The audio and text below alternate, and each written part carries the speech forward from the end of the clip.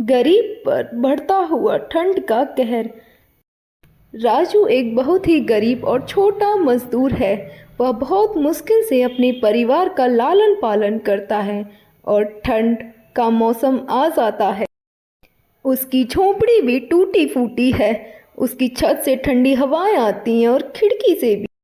एक दिन मीना कहती है, ए जी सुनो ना, ठंड बढ़ रही है तो इस झोंपड़ी की मरम्मत तो करा ही दीजिए। हम तो जैसे तैसे गरीबी में काट लेंगे, पर हमारी बेटी ठंड नहीं झेल पाएगी। तुम चिंता मत करो, मैं इस बार आज ही मालिक से कुछ पैसे ले आऊँगा और इसकी मरम्मत करा दूँगा। अगली सुबह राजू अपने काम पर जाता है और जाते ही मालिक से कुछ पैसे मांगता है। मालिक, मुझे कुछ पैसों की बहुत ही ज़रूरत है। मुझे अपनी झोंपड़ी की मरम्मत करानी है। मेरी छोटी बेटी है, उसे बहुत ठंड लगती, वो ठंड नहीं झेल पाएगी। हम तो कैसे भी ठंड झेल लेंगे। आप मुझे थोड़े ही पैसे दे दीजिए जिससे मैं अपनी झोंपड़ी की मरम्मत अच्छे से करा पाऊँ। मैं आपका पूरा काम करूँगा। पर मालिक बहुत ही लालची और घमंडी था। वह उसे एकदम से मना कर देता, नहीं, अभी तो तुम्हें काम करे हुए कुछ ही दिन भी नहीं हुए और तुम्हें पैसे चाहिए। हाँ मालिक, थोड़े पैसे तो दे ही दीजिए। अगर तुमने दोबारा पैसे मांगने की हिम्मत की तो मैं तुम्हें अभी के अभी काम से भी निकाल दूंगा। जाओ काम करो। ऐसा सुनकर उसका दिल बहुत टूट जाता है और वो वहाँ से चला जाता है। हुजूर, एक बार और सोच लीजिए मेरी गरीबी के बारे में। गरीबी बहुत बुरी होती है। ठंड का कहर हर दिन बढ़ रहा है।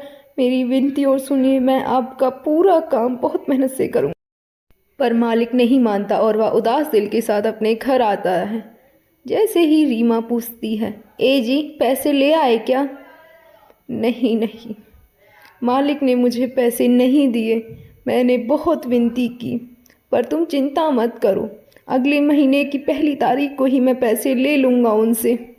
ठंड हर रोज़ बढ़ रही थी और वह अपनी सीमा पर पहुँच रही। ना लाचार बाप हूँ, अपनी बेटी का ठंड से भी बचाव नहीं कर पा रहा हूँ। मुझे इस बात का बहुत अफसोस है रीमा। मैं कल से और ज़्यादा मेहनत करूँगा। अगले दिन से वह फिर से और मेहनत से काम करता है, पूरा मन लगाकर काम करता है। ऐसे ही एक महीना बीत जाता है और मालिक के पास वह पैसे लेने के लिए जाता है। मालिक, अब तो मुझे पैसे दे दीजिए। मैंने इस महीने में एक भी छुट्टी नहीं की है। मुझे अपने घर की मरम्मत करानी है। पर मालिक इस बार भी कोई बहाना लगाना चाहता है और वह उसे पैसे नहीं देना चाहता। फिर भी वह उसे सिर्फ 500 रुपये देता है। लो। पर मालिक, मेरे पैसे तो और ज़्यादा हुए हैं। मैंने पूरा काम किया है। आप मुझे सिर्फ 500 रुपये ही क्यों दे रहे हैं? ये तो गलत है। इन्हीं पैसों से अपना घर चलाओ कैसे भी, नहीं तो मैं तुम्हें अभी की अभी नौकरी से निकाल दूंगा। और वह उसे धक्के मार कर नौकरी से निकाल देता है। फिर वह अपने इस अपमान को सहते हुए और अपने परिवार की हालत के बारे में सोचते हुए अपने मन को उदास कर कर घर की तरफ आता है।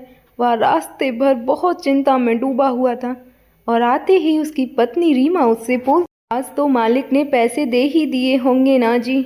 नहीं नहीं रीमा, मालिक ने मुझे नौकरी से भी निकाल दिया और मेरे पैसे भी नहीं दिए। वह मेरे साथ ऐसा कैसे कर सकते हैं? रीमा इस बात को सुनकर बहुत उदास होती है। अब हमें ठंड से कैसे बचना होगा और हमारी बेटी का भी क्या होगा? वो इस बात को सुनकर बहुत उदास होगी और वह उन पैसों से घर का राशन भर देता है। और धीरे धीरे समय बीतता है। वह नौकरी की तलाश में इधर उधर हर लोगों के पास जाता है, पर हर किसी ने उसे नौकरी देने से मना कर दिया। ठंड बहुत बढ़ जाती है। ऐसे ही एक रात ठंड बहुत और वह रात भर कांपते हैं। की झोंपड़ी में ठंडी ठंडी हवा से वो तीनों कांप रहे होते हैं। कांपते कांपते और भगवान को याद करते करते सोना चाहते हैं, पर उन्हें नींद भी नहीं आती इतनी ठंड में। ऐसे ही दिन बीतता है और आज रात ठंड और भी ज़्यादा होती है। इस ठंड के कारण रीमा का पूरा शरीर तप से बुखार से तपा हुआ होता है। रीमा बोलती है, देखिए ना जी, मनीषा का पूरा शरीर बुखार से तपा हुआ है, जल्दी कुछ कीजिए।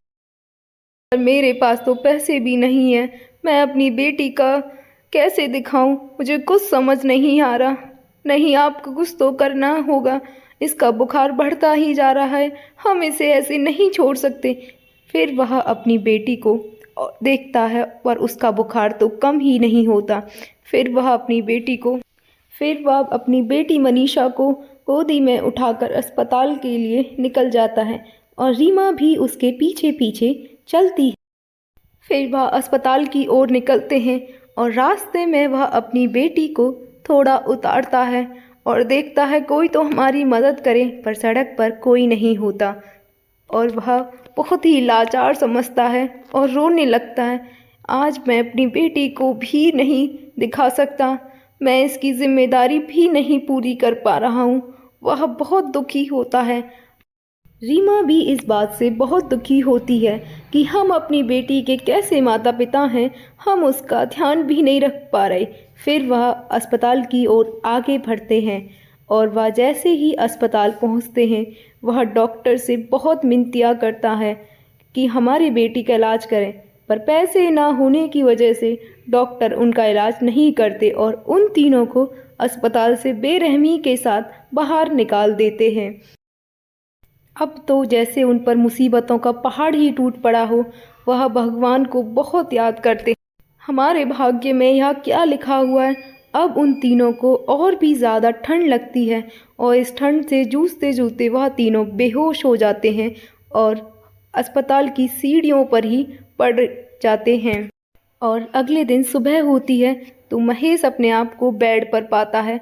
उसके मन में हजारों सवाल एकदम से जैसे टूटे हों कि उसका परिवार कैसा होगा, क्या वो इस ठंड से लड़ पाए होंगे, और मैं यहाँ कैसे आया, मैं तो सड़क पर था। तभी डॉक्टर आता है और उसे बोलता है कि आपको यहाँ लाने वाली एक औरत है जिन्होंने आपकी मदद की है, मैं मदद करने वाला कोई नहीं होता हूँ। तब वो उस औरत से मिलना चाहता है। आप जाइए और उनका शुक्रिया अदा कीजिए जिन्होंने आपके परिवार की रक्षा की, आप तीनों को इस हॉस्पिटल में लाए और ठंड में जूझने के कारण आप तीनों को बहुत तेज़ बुखार चढ़ा हुआ था। तब महेश बिस्तर से उठकर उस औरत का धन्यवाद करने के लिए जाता है और उसका तहे दिल से शुक्रिया करता है कि आप कौन हैं और हमें कैसे जानती हैं, आपने हमारी इतनी मदद की, मैं नहीं जानता कि आपका शुक्रिया कैसे करूं। नहीं, आपकी मदद करना तो मेरा कर्तव्य था। मैं आप जैसे गरीबों की ही मदद करती हूँ जो मुसीबतों में घिरे हुए होते हैं और लाचार होते हैं। मेरा शुक्रिया आप मत कीजिए, चाहिए और आप अपने परिवार से मिलिए। जब महेश अपने बेटी और अपनी पत्नी से मिलता है और उनके साथ मिलकर उनका शुक्रिया करता है। हेलो और प्यारे प्यारे बच्चों, अगर आपको हमारी ऐसी ही वीडियो देखनी है और कहानियाँ सुननी है तो हमारे चैनल को लाइक करें, सब्सक्राइब करें, कमेंट करें और शेयर करें और बेल आइकन को प्रेस करना बिल्कुल ना भूलें।